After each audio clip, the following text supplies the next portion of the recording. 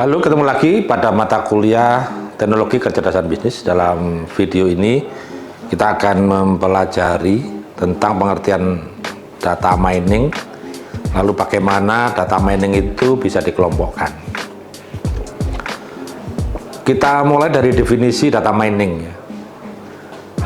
Apa itu data mining?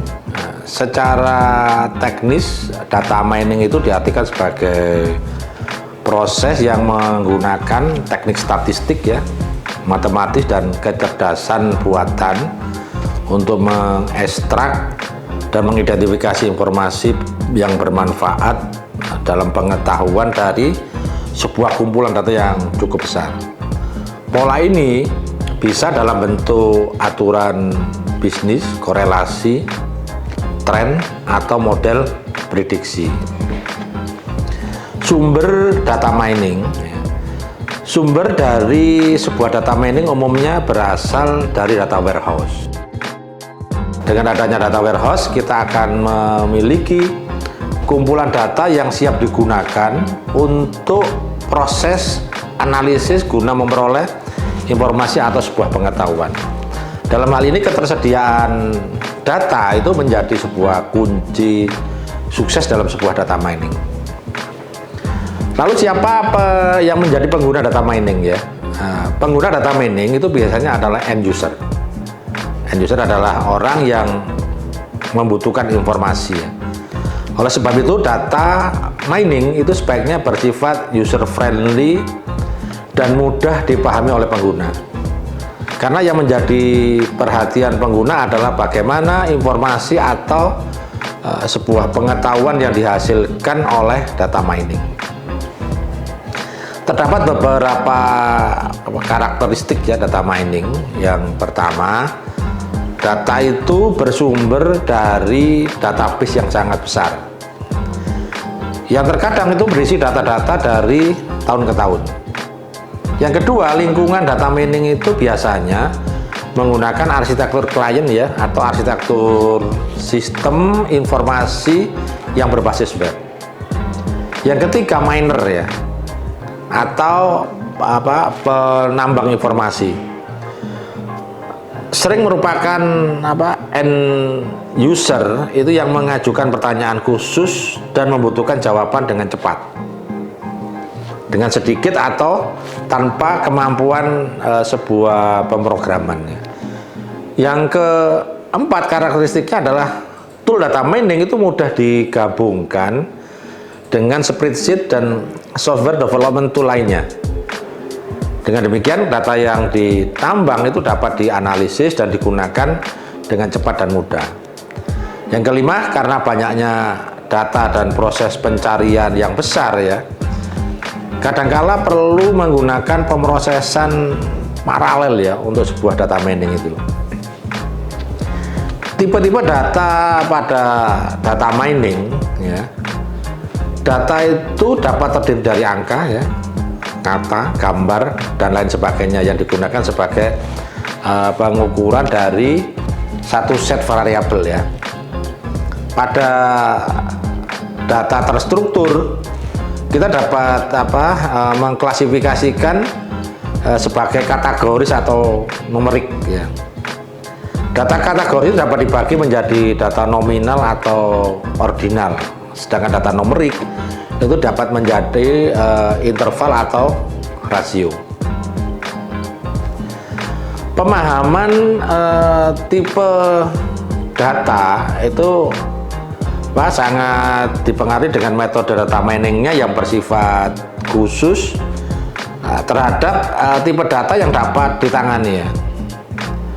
Berikut penjelasan singkat ya dari beberapa tipe data. Jadi tipe-tipe data mining itu yang pertama, data kategoris ya. Data kategoris ini adalah data yang mewakili label dari beberapa kelas yang digunakan untuk membagi variabel menjadi beberapa kelompok tertentu. Yang kedua, data nominal. Data nominal ini berisi pemberian kode sederhana yang ditetapkan ke objek sebagai sebuah label yang bukan hasil pengukuran. Yang ketiga, data ordinal ya. Data ordinal ini berisi kode yang diberikan ke objek ya sebagai label yang juga mewakili urutan peringkat di antara mereka. Yang keempat, kategorinya yaitu data numerik ya, yaitu mewakili nilai numerik dari variabel tertentu. Lalu yang kelima, data interval. Data interval ini adalah variabel yang dapat diukur pada skala interval. Contohnya secara umum sebuah pengukuran skala interval adalah suhu ya, pada skala Celcius mungkin ya. Lalu yang keenam, data rasio. Data rasio ini meliputi sebuah variabel pengukuran yang biasa digunakan atau ditemukan dalam ilmu fisika dan teknik. Namun tidak semua tipe data itu cocok digunakan ya pada satu metode data mining. Oleh sebab itu terkadang kita perlu merubah tipe data itu agar mendapat dukungan kinerja satu metode data mining atau data numerik menjadi data kategoris atau sebaliknya. Pengelompokan data mining yang nanti bisa kita lihat secara umum, tugas data mining itu dikelompokkan menjadi 3 kategori utama ya. Yang pertama itu terkait dengan prediction atau prediksi, association atau asosiasi. Yang ketiga, clustering atau pengelompokan.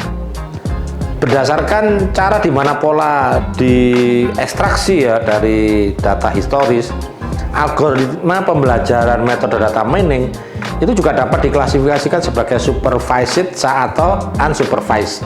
Ya. Prediksi atau prediction ya dapat disebut sebagai tindakan bercerita tentang masa depan. Nah, istilah yang umumnya dikaitkan dengan prediksi atau peramalan ya atau forecasting. Yang kedua, asosiasi ya atau association adalah teknik yang populer ya, dapat digunakan untuk menemukan hubungan yang menarik antara variabel dalam sebuah database besar ya.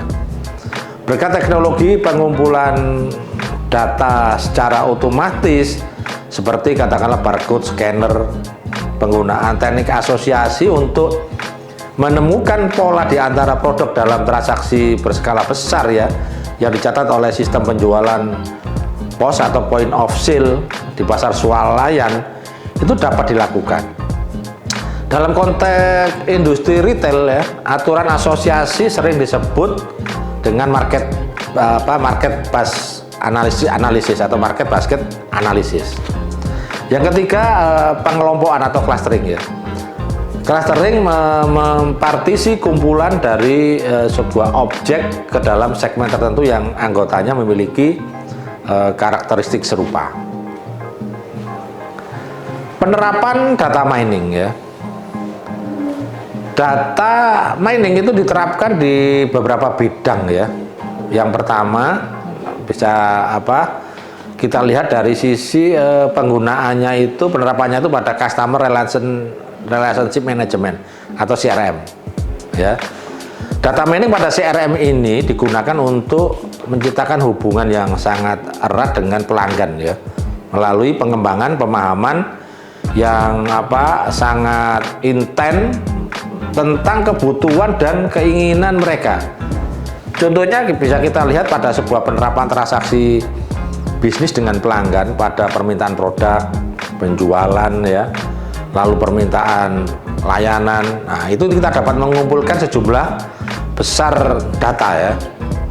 Lalu yang kedua, penerapannya pada perbankan. Dalam perbankan ini data mining dapat membantu pihak bank untuk mengotomatisasikan proses aplikasi pinjaman ya, mungkin secara akurat. Lalu bisa mengidentifikasi cara untuk memaksimalkan nilai pelanggan dengan menjual produk dan layanan yang memiliki